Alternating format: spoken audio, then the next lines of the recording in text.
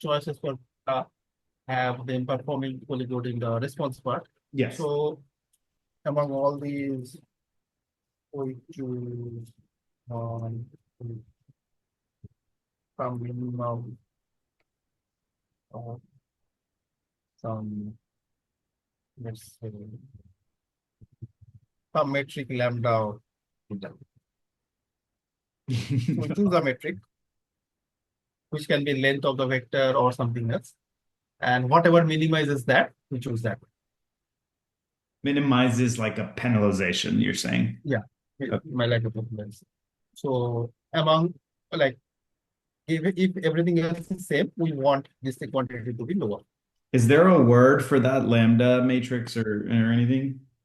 Usually it's a penalty. Penalty. Okay. Lambda is not necessarily a matrix. It's just a function that's giving a number. A function. It need not be a linear function or anything. It can Okay. be any function. Okay. So example would be length or sum of absolute. This kind of stuff. Got it. Okay. So we're choosing that then.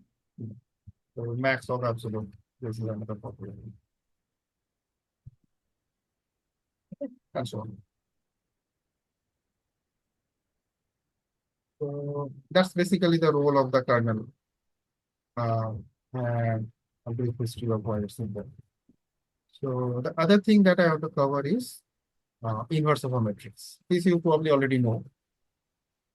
Not So we really. not really okay. Or So as let's say, yeah, you probably know this one that if I have a matrix A and A times B and B times A are identity, then we say basically that the B is inverse of it.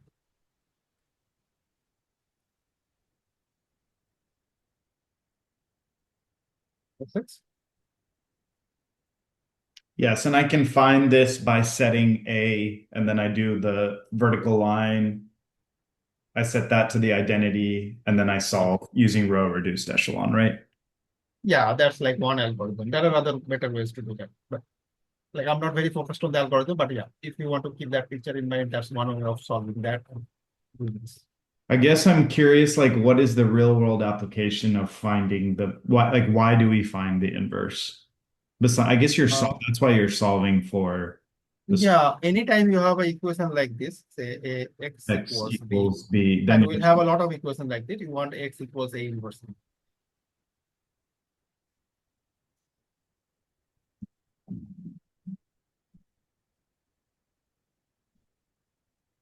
You want to write this, right? So yeah, to write this, we want the inverse of it. inverse. Yes. Okay. So for example, the linear regression formula, extra x transpose x whole inverse. So that inverse requires an inverse calculus. Yes. Okay. So most of the matrix equations that will have some kind of inverse when you're trying to solve. Yes. But yeah, there's non-invertible though, right? Yes, exactly. So the question is what do we do with them? And that's what we'll do. Okay. So the first thing with inverse we notice is that for inverse to exist, A has to be a square matrix. Okay. Can you see what? Because like when we do Because matrix see, suppose this multiplication, identity is suppose a 5 cross 5, then A times something will also have to give 5 cross 5. And B times A also has to give that 5 cross 5. That means B also has to match that 5 cross 5 thing. And A also has to match that 5 cross 5. because the inner dimensions have to match up, right? Yeah, inner dimensions has to match. And the outer dimension has to match with the identity. So Got it. both With sides the will identity. have to have Right. 5. Yeah. Okay. So that means the matrices other than square matrix, we have no chance of being invertible. We have no chance of what? Being invertible. Yes. Okay. Okay. Uh, there is another related concept which is like the if a matrix invertible is if and only if the determinant is non-zero. The determinant is non-zero. Okay. Yes. Square.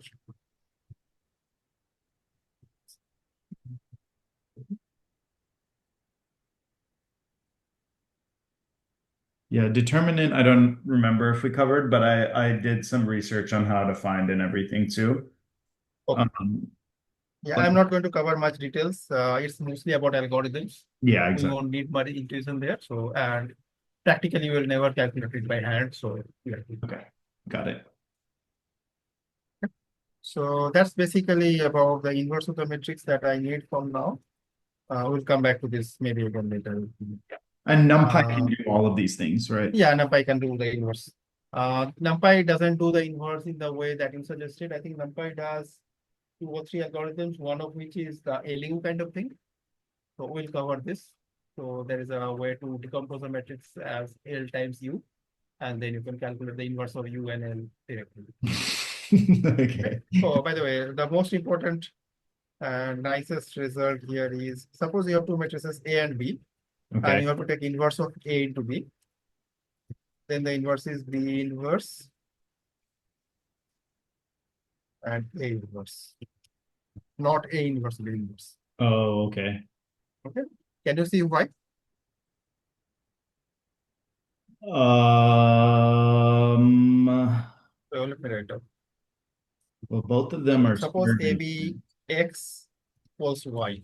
Okay. Now I have to solve for x here. So Okay. first I will do is multiply by A inverse on the left. Okay.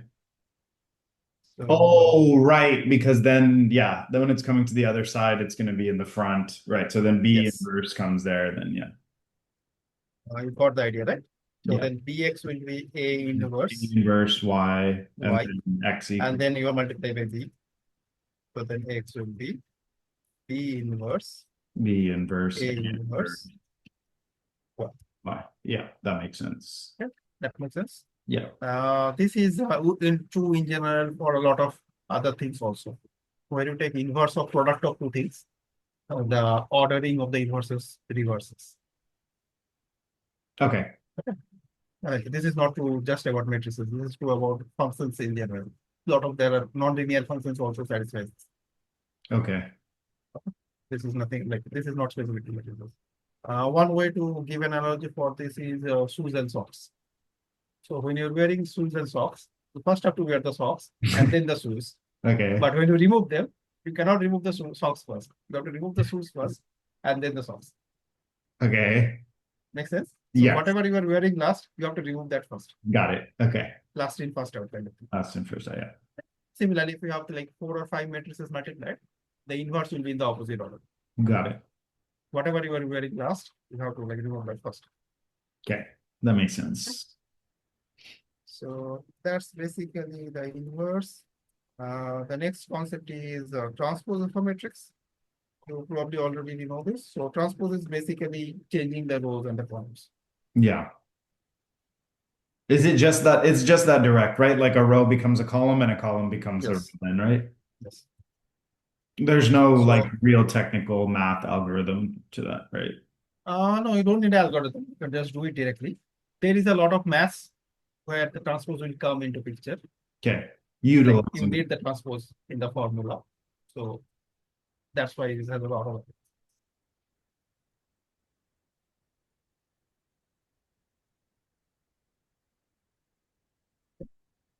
next we have symmetric matrices, which is basically if A transpose, or I usually write transpose like this, Okay. capital Yeah. T at the top.